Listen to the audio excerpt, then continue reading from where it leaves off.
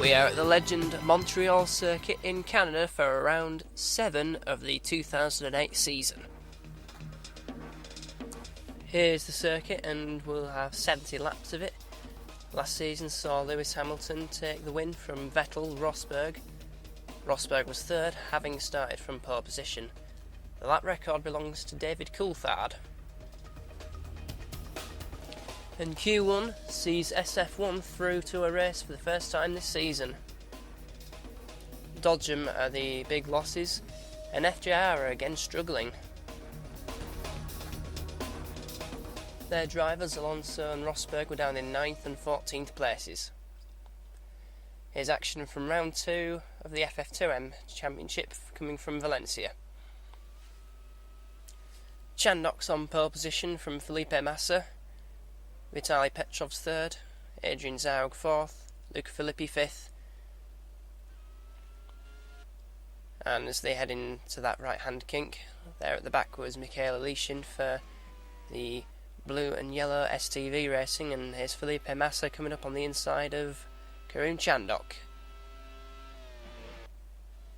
And the two collided, and taking advantage of that was Vitaly Petrov. Mortara moved up into second, Zaug third, and Felipe Massa cut across on another driver then.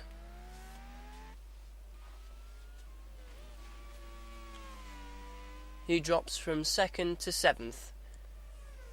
And there's more action at the front between Filippi and Di Grassi going into this swing bridge section.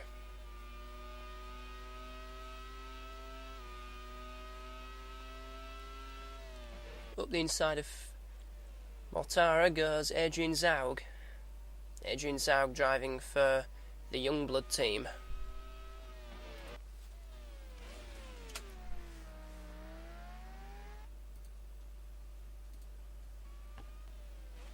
Lap 3 and Petrov still leading from Zaug, Mortara, Di Grassi, although there was some contact there between Brendan Hartley for Kramer Racing.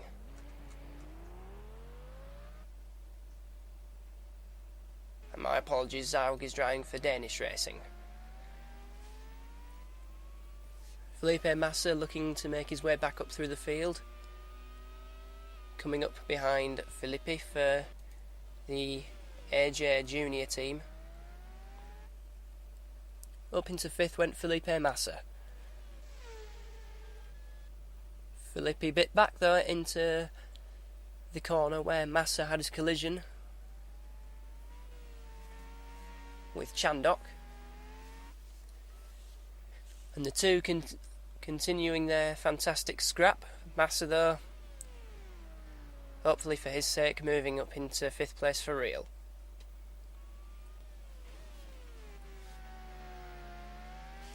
Petrov pulling away now. And Petrov driving for Spaniel, which is the junior team for Tornado. And there's more contact there. Chandok again in the walls with Michael Herc. Herc for the Youngblood team. Herc's teammate is Diego Nunes. Just to clarify that one. Still focusing on Felipe Massa. Desperate to get a drive in FF1M again. This opportunity for STV racing in FF2M will help his cause, no doubt, to get himself back into FF1M. The team he drove for last was actually Exley, I think, in their disastrous 2006 season. And he's coming up behind Di Grassi now for Kramer. Or is that the Danish? It's a Danish racing team. I know the Guy racing boss, Guy Kramer, speaks very highly of Di Grassi and was very disappointed that he's not driving for him that season.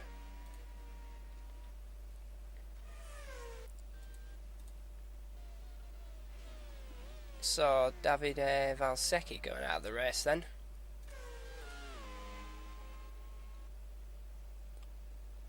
Meanwhile, it's still Petrov leading from Zaug, Massa now up to third, Mortara fourth, Nunes fifth, Ricky sixth, Paffett seventh, and Chandok, the pole sitter, down in eighth.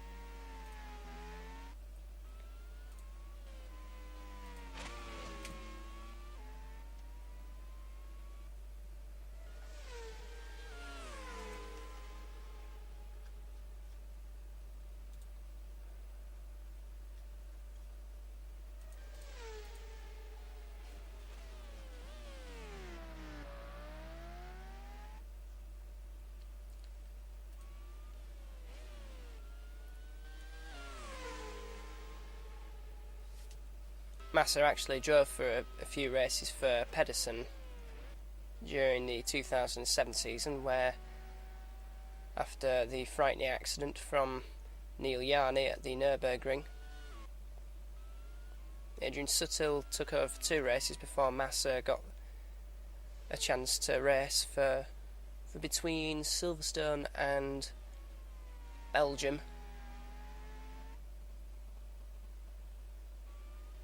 So he raced in 5 races, or 4, as he failed to pre-qualify for one of them.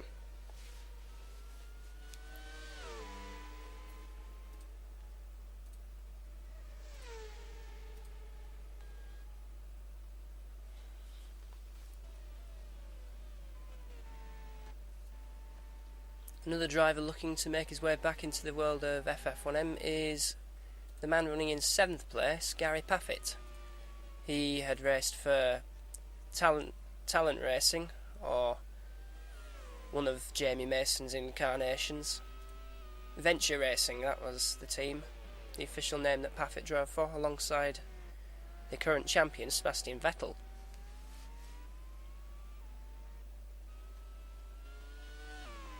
Paffett raced for STV Racing in 2007, and that was quite a poor season for STV standards.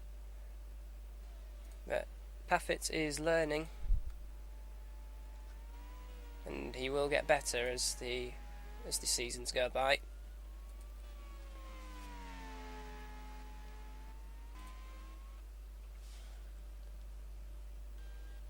And we are looking at Zaug and Massa having a battle for 2nd place.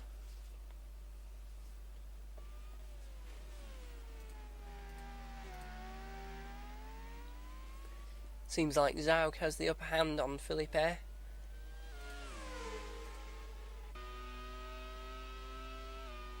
Going round the outside there.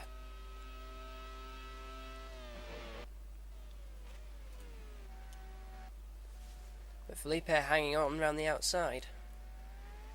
This is another good battle. And now Zaug driving right round the outside. They're still side by side.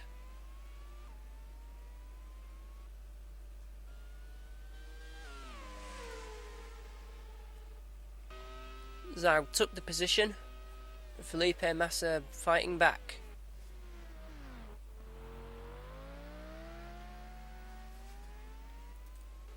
There's Roldan Rodriguez for Autodynamics Junior, pits from 16th place.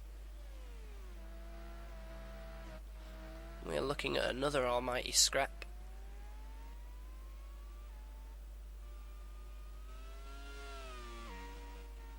Involving Giacomo Ricci.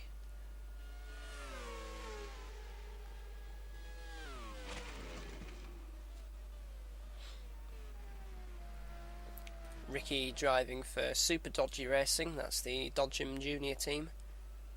And he's trying to get past Diego Nunes from Youngblood for 6th place. And I believe he's done that. Ricci up into 6th place. And Massa's tagging the back of someone there. That's a back marker, I think, and he's got himself trapped. Horrendous piece of driving from Felipe Massa, and he's dropping down the order. Dropped to 8th then.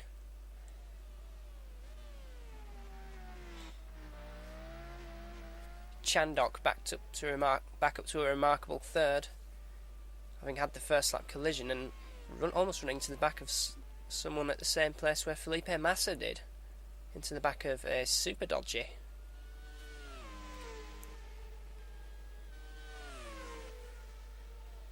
I don't think it was a Super Dodgy. But Massa making his way past Nunes for 7th. Because the top 8 do get reversed from the feature to the sprint race. So Nunes could find himself on pole position. So if anything, he'd rather drop back. But there are points from 1st down to 8th, and every point counts in this series. So you've got to work it out there's quite a lot of tactics in this. But Felipe Massa is accepting that risk of starting lower down the order for the sprint race and takes Di Grassi for 6th place.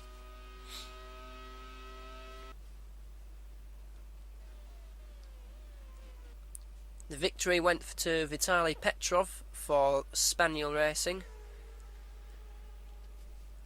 Quite an emphatic win after Chandok and Massa collided on the first lap. The top 8, Petrov for Spaniel, Zaug for Danish Racing, Chandok for OLM, Mortara for Auto Junior, Ricky for Super Dodgy, Massa for STV, Di Grassi for Danish, and Nunes for Youngblood. That top 8 gets reversed for the sprint race, and 2nd place Di Grassi took the lead quite easily there from Nunes. Ricky up to 3rd place, Massa down to 4th,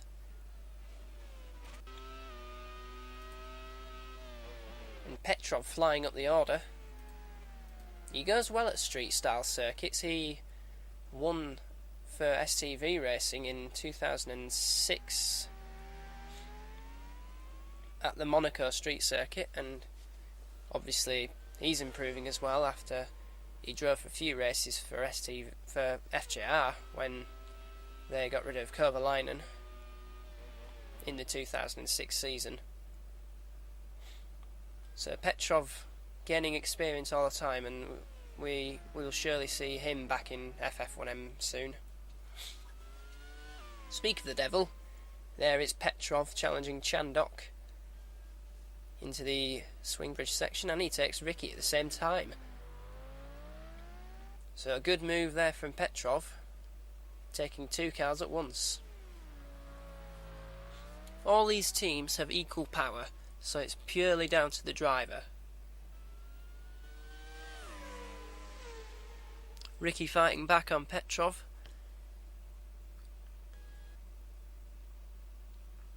No collisions there.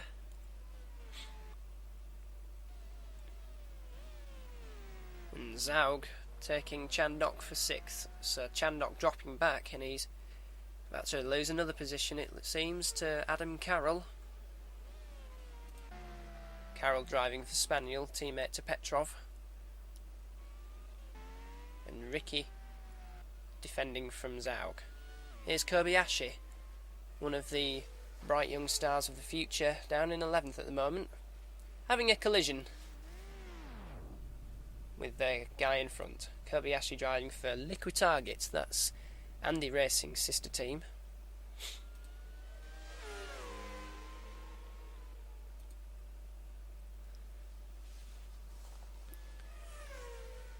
Chandok about to lose another place to Adam Carroll.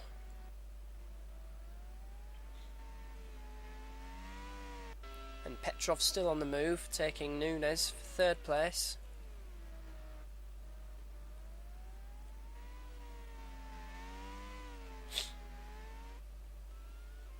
These FF2M cars have a bit less grip and a bit less power than the standard FF1M car. So we can see the cars visibly sliding about as they struggle for grip. And obviously they don't reach the top speeds. So lap times at Valencia, for instance, are about 10 seconds slower than the FF1M cars. Di Grassi taking the win there for Danish Racing team. And the top 8, Degrassi, Massa, Petrov, Nunes, Carroll, Zaug, Paffett and Ricky.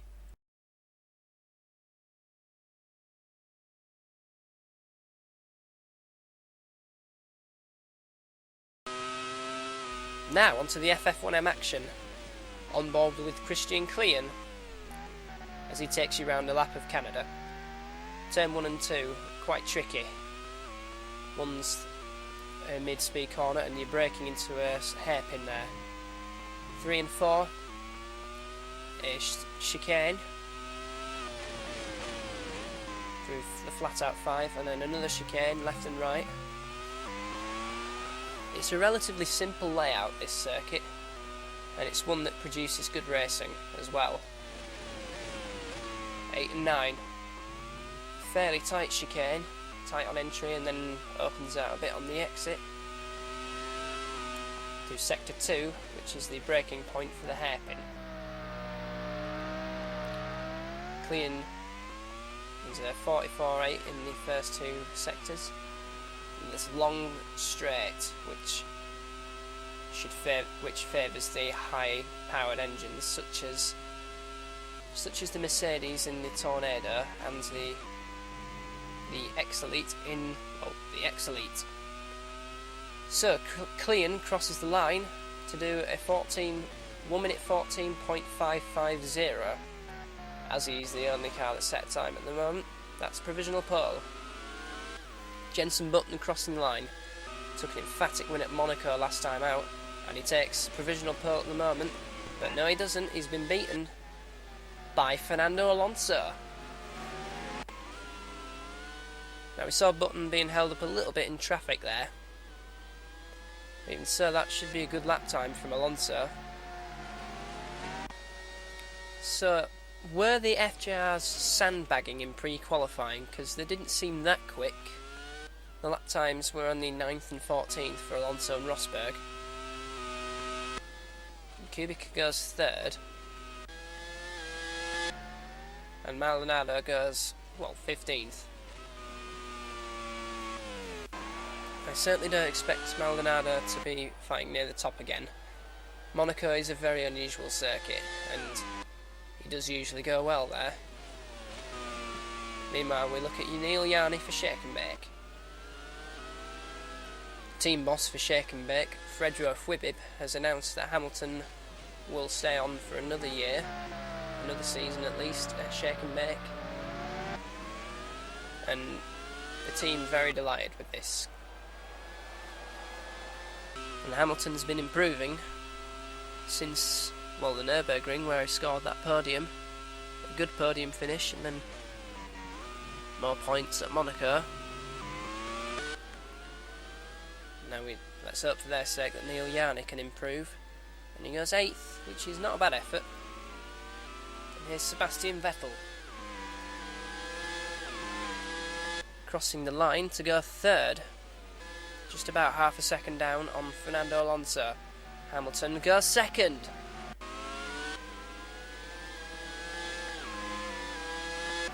Kimi Raikkonen beats Hamilton off the front row. Goes just a 10th quicker. Meanwhile, Senna is going quicker than Fernando Alonso. He is over a 10th quicker than the Spanish driver. Powering his Shannon along the back straight.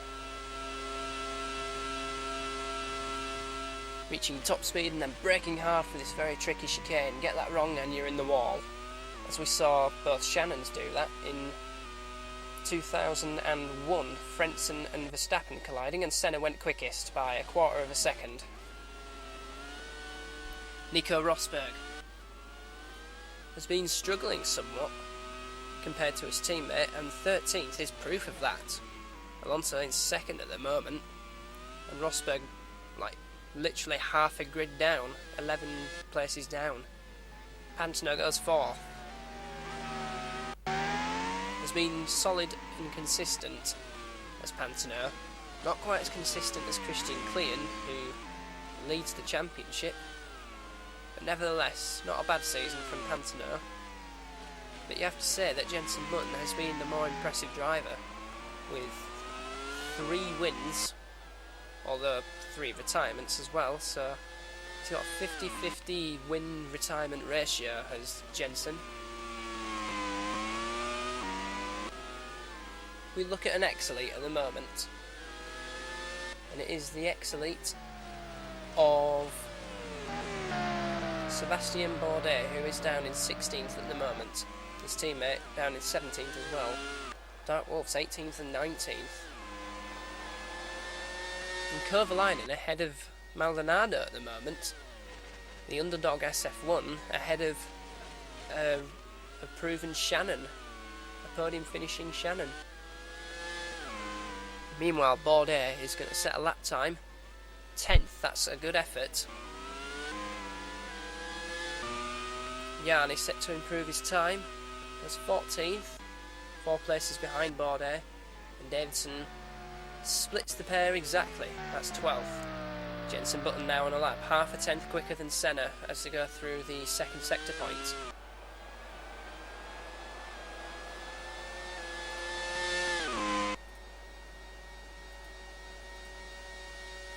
On the long back straight, braking for the final chicane, hopping the curbs.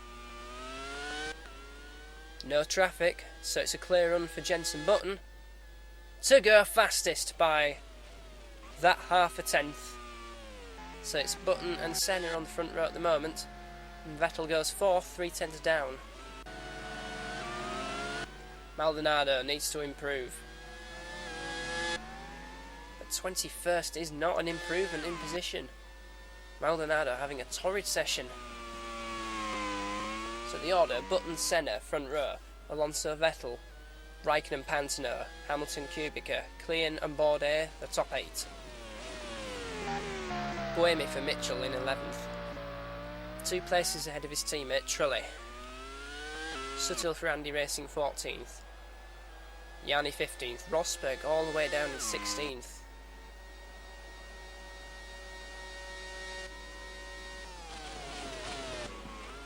And we look at Genet now, who is down the order at the moment, improving on his own lap time, but he's only good enough for 18th. We often see Dark Wolves performing better in the race. And Davidson goes 9th for X-Elite, beats his teammate. But Klein beats that with an 8th place. Barrichello 22nd and with a tornado shadowing him. Just had a look at the livery as well, and Raikkonen's gone faster than Jensen Button in the first sector. Look at this for a lap, making his qualifying tyres to good effect. Just had a look at the livery for the SF1, and it's X-Elite's last year's livery, the Virgin red and black. Raikkonen's still quicker. That's the fastest middle sector of them all, albeit by a quarter of a tenth, to extend the gap by another quarter of a tenth. So the gap now half a tenth, sorry.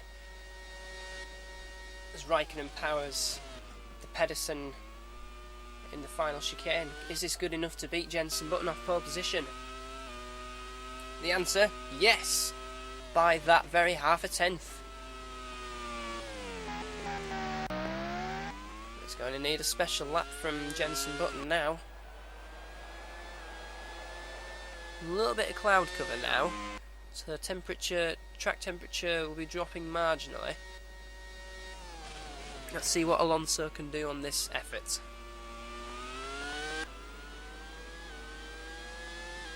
Crossing the line, and to go quickest, Alonso goes fastest. So Alonso on provisional pole at the moment, and looking for his first pole of the season as well. Davidson in the top 10 at the moment, improves his lap time to go 9th. Now Bourdais needs to improve as well, and he goes 10th. Pantano goes 6th. The lap times are really coming now. Here's Suttil for Andy Racing.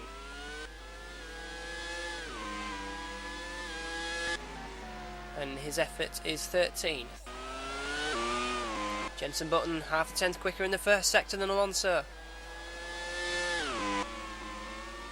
This really is do or die time for the Tornado driver. He needs to take points out of the consistent clean, and he needs to do that by being quick. And look at that! Look at that gap, 1.5 tenths on Alonso. Surely he can't lose this in this last sector. He's got a Tornado. He's got his teammate in front of him, but it shouldn't really affect him.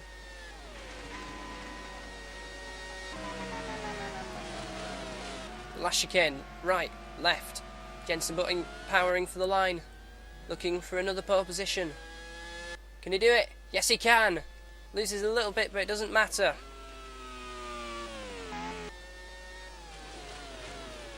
Alonso's teammate now, Rosberg. Haven't seen his first sector, so we get an indicator in the second sector. 1.2 seconds down. Well, there's going to be some discussions about Rosberg's performance. Yeah, you can see Alonso behind him. Rosberg has yet to score this season as well, so he's really feeling the pressure.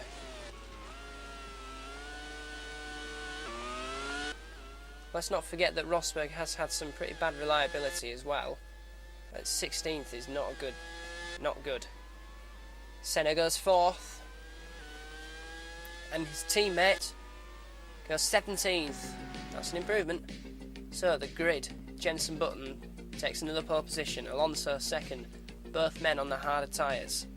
Raikkonen 3rd, Senna 4th, Vettel 5th, Pantano 6th. We'll see you for the race.